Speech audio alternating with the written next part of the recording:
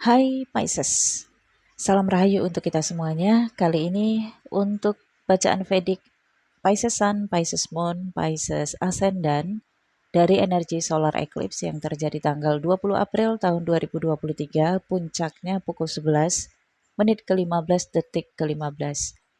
Gerhana matahari total terjadi di Aswini Nakshatras.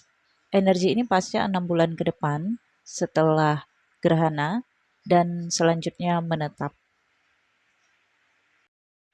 Gerhana matahari ataupun gerhana bulan terjadi ketika Sun dan Moon conjunction. Dan pada periode gerhana matahari total kali ini, Moon dan Sun conjunction di 5 derajat pada konstelasi Aries, yaitu berada di house kedua Pisces. Dan ada pula Rahu dan Uranus serta Merkuri 21 derajat di house kedua Pisces.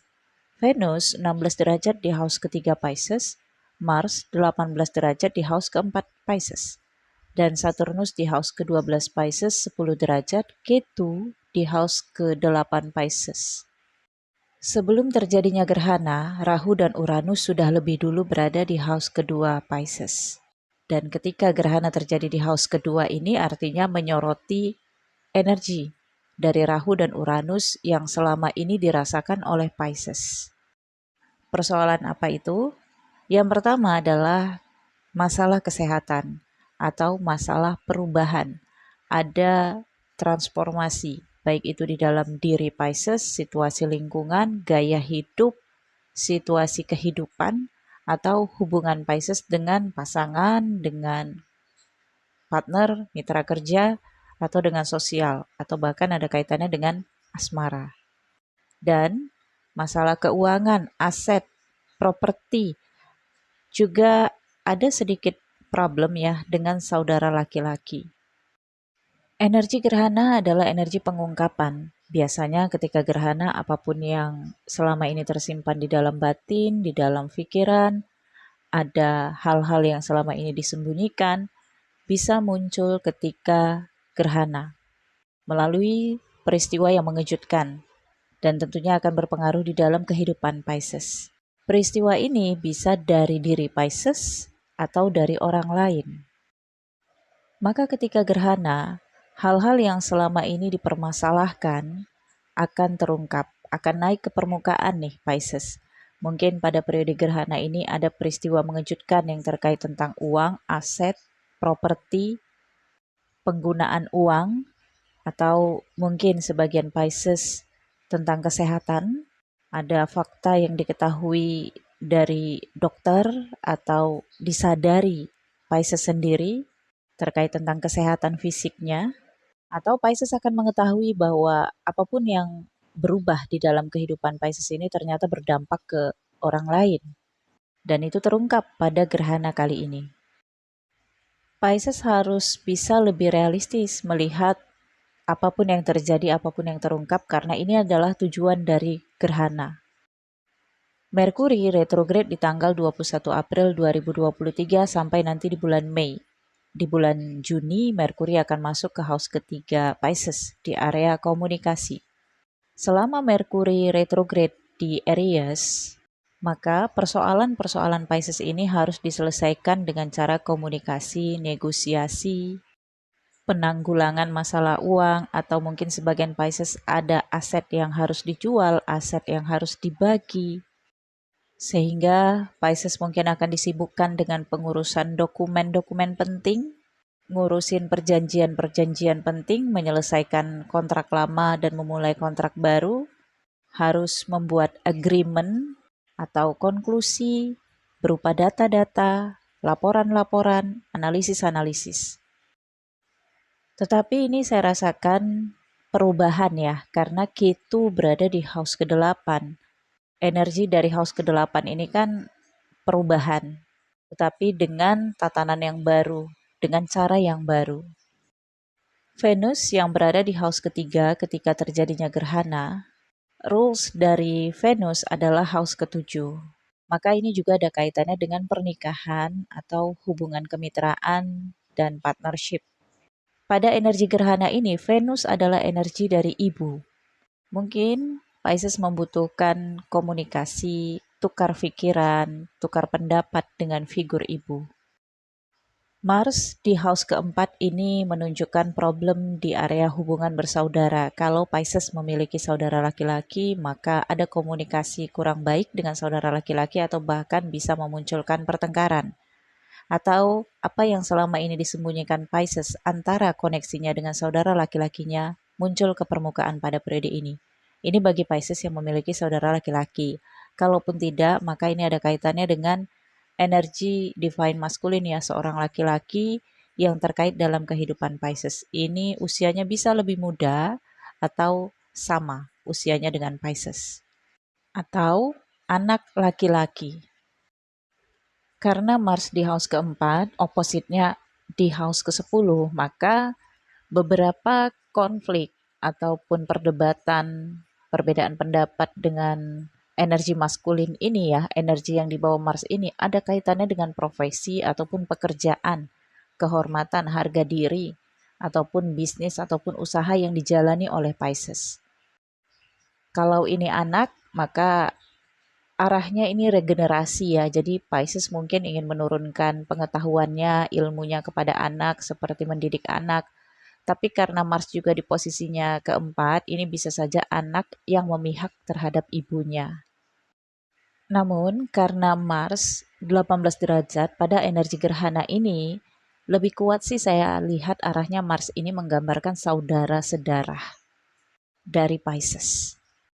Kemudian Saturnus 10 derajat di house ke-12 Pisces. House ke-12 ini tentang pelepasan, pembayaran karma, pemutusan dan pengakhiran, serta perpindahan. Pada energi gerhana ini Saturnus 10 derajat menggambarkan posisi anak.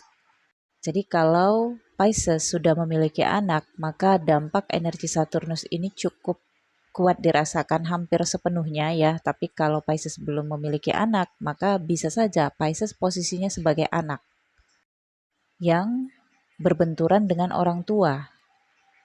Bisa saja kalau Pisces sebagai anak ini Pisces harus meninggalkan orang tua atau bahkan harus pulang ke kampung halaman demi orang tua. Tapi kalau Pisces sudah memiliki anak, maka langkah-langkah Pisces ke depannya yang ingin diambil harus lebih mempertimbangkan kebutuhan anak atau masa depan anak, harus lebih memprioritaskan anak. Dan mungkin beberapa Pisces berpikiran akan melakukan sesuatu demi anak.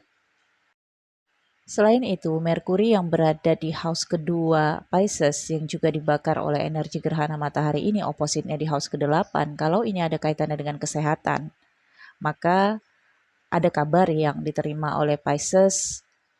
Kabar ini mengarahkan Pisces untuk masuk ke ruang bedah melakukan operasi.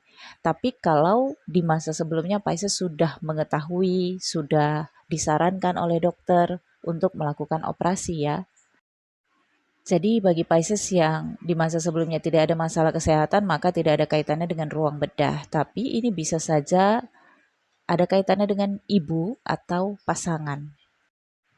Oke, Pisces. Kemudian Jupiter dengan degree 29 ini menandakan Jupiter transit ke house kedua Pisces. Maka bergabunglah Jupiter dengan Rahu, Uranus, Sun, Moon, dan Merkuri.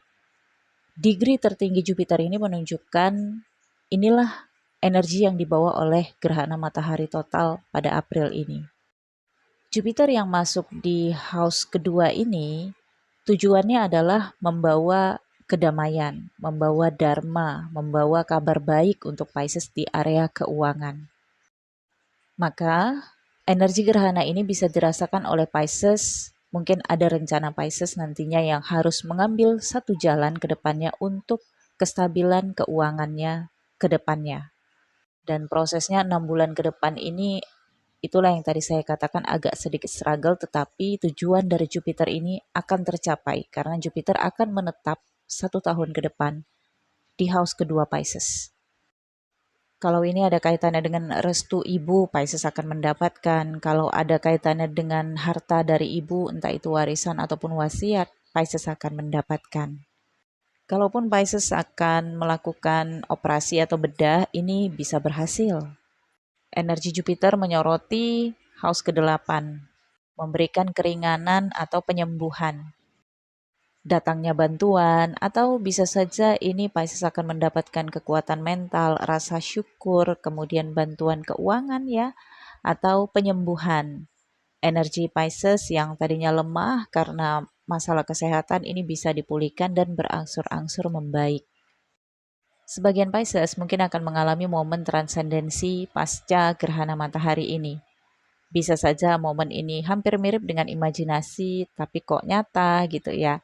Hal-hal yang terkait dengan mistis, spiritual, supranatural, atau berhubungan dengan hal-hal gaib. Karena energi Jupiter juga adalah energi guru, energi pembimbing dan guru sejati Pisces. Ini bisa saja Pisces pada periode ini menemukan guru sejati di dirinya atau menemukan pembimbing di dalam kehidupannya. Pembimbing ini adalah diri Pisces sendiri, yaitu guru sejati Pisces sendiri. Karena Neptunus akan sendirian nih berada di ascendant Pisces.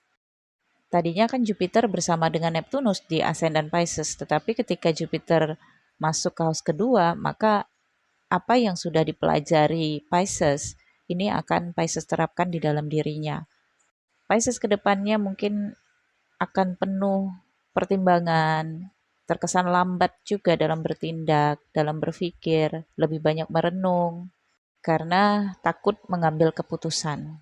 Semakin kuat keraguan-raguan Pisces kalau Pisces tidak mendengarkan batinnya. Karena Neptunus yang berada di ascendant ini bisa membuat seseorang berpikir sangat-sangat dalam.